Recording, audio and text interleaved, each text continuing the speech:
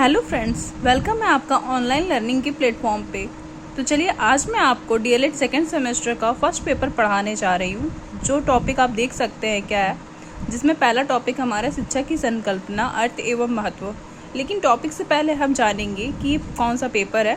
तो हमारा first paper है जिसका नाम है वर्तमान भारतीय समाज और प्रारंभिक शिक्षा। तो चलिए स्टार्ट करते हैं। तो फ्रेंड्स, मैं यहाँ पे आपको क्वेश्चंस के माध्यम से पढ़ाऊँगी, ठीक है, जो एग्ज़ाम के लिए हमारे काफ़ी हेल्पफुल है। मैं तो कहूँगी आप इतना ही तैयार कर लीजिए, एग्ज़ाम में आ जाएंगे। तो चलिए स्टार्ट करते हैं। पहला क्वेश्चन है, शिक्षा की संकल्पना स्पष्ट कीजिए तथा अर्थ लिखिए। तो इसका उत्तर आप देख सकते हैं, शिक्षा की संकल्पना आप हेडिंग डाल सकते हैं, जिसे हम इंग्लिश में बोलते हैं कंसेप्ट ऑफ एजुकेशन। तो यहाँ दिया हुआ है, शिक्षा का अर्थ सामान्यतः विद्यालय में अध्ययन की जाने वाली शिक्षा से लगाया जाता है। आप देखेंगे कोई भी पूछता है कि शिक्षा क्या होता है, ठीक है, तो आप देखेंगे नॉर्मली सभी लोग आंसर देते हैं कि जो विद्यालय में अध्ययन की जाने वाली शिक्षा होती है वही क्या होती है, शिक्षा। ठीक है, मतलब विद्यालय में हमें जो ज्ञान प्राप्त होता है उसे हम क्या कहते हैं, शिक्षा। ठीक है, तो चलिए आगे पढ़ते हैं। अमुक व्यक्ति ने किस कक्षा तक शिक्षा प्राप्त की है? यह प्रश्न प्रायः किसी व्यक्ति की शैक्षिक क्षमता को जानने के लिए पूछ लिया जाता है। शिक्षा का बोलचाल में अर्थ है सीखना। अगर आपसे सिंपल सी भाषा में पूछा जाए कि शिक्षा का अर्थ क्या है, तो आप क्या बोलोगे, सीखना। अर्थात हम किसी ज्ञान को सीखते हैं तो उसे शिक्षा माना जाएगा। औपचारिक रूप से हम विद्यालय में कक्षा दर कक्षा शिक्षा ग्रहण करते हुए आगे बढ़ते जाते हैं। जैसे कि आप देखेंगे यहाँ पे कक्षा दर कक्षा, जैसे कि हम एलकेजी में पढ़ते तो एलकेजी से हम यूकेजी में जाएंगे, यूकेजी से 1 में जाएंगे, तो एक स्टेप होता है, जैसे कक्षा दर कक्षा कहेंगे। ठीक है, तो औपचारिक शिक्षा क्या होती है, जो हम विद्यालय में ग्रहण करते हैं।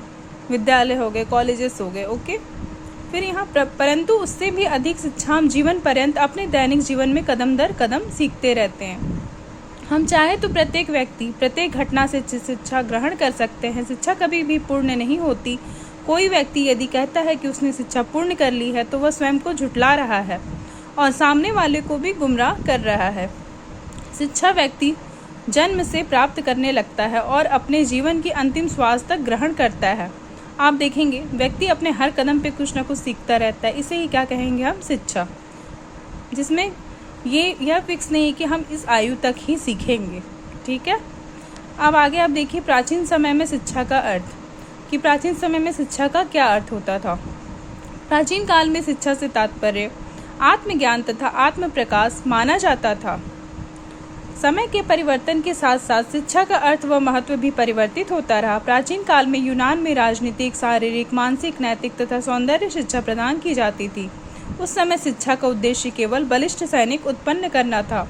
आधुनिक शिक्षा आजीवन चलने वाली बहुआयामी प्रक्रिया है, जो व्यक्ति के जीवन के साथ निरंतर चलती रहती है। व्यक्ति को विद्यालयी शिक्षा के अतिरिक्त जीवनोपयोगी हर प्रकार की शिक्षा लेनी पड़ती है।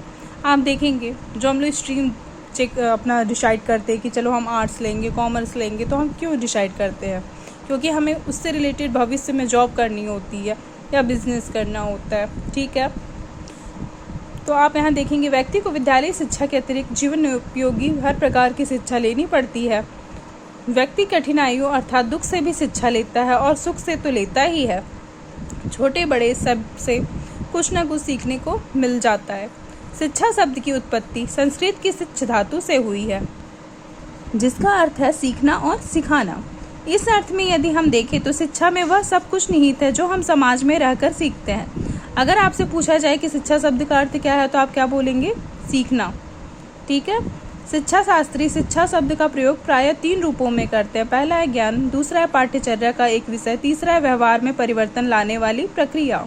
वास्तव में देखा जाए तो शिक्षा का तीसरा अर्थ अधिक उचित प्रतीत होता है। समाज में रहकर व्यक्ति जो कुछ भी सीखता है उसी के परिणाम स्वरूप वह स्वयं को पाश्विक प्रवृत्तियों से ऊंचा उठाता है और सभ्य एवं सामाजिक प्राणी बनने की इच्छा रखता है। शिक्षा के द्वारा ही बालक का मार्गदर्शन होता है, परंतु इन संदर्भों में शिक्षा को समझने हेतु हमारे लिए यह अनिवार्य है कि हम शिक्षा को विद्यालय की 4 दीवारी के अंदर चलने वाली प्रक्रिया ही न माने, वरन इसे समाज में अनवरत चलने वाली प्रक्रिया के रूप में भी स्वीकार करें।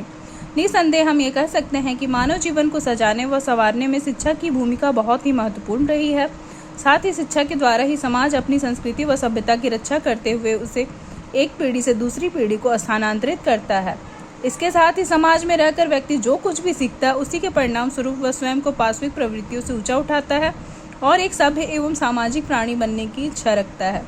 वास्तव में शिक्षा ही वह प्रक्रिया है जो बालक को उचित प्रशिक्षण देते हुए उसका मार्गदर्शन करती है। तो फ्रेंड्स, आप अच्छे से समझ गए होंगे कि शिक्षा का क्या अर्थ है। मैं मानती हूँ कि शिक्षा की संकल्पना, यदि शिक्षा का कॉन्सेप्ट आ जाए लिखने के लिए तो आप अच्छे से लिख सकेंगे। ठीक है, आप इस लेक्चर को अच्छे से 1-2 बार सुनिए और एग्ज़ाम में ये आपके काफ़ी इम्पॉर्टेंट होने वाला है। चलिए, इसी तरह से आगे वीडियो को देखने के लिए मेरे चैनल को लाइक एंड सब्सक्राइब करें। Thank you so much.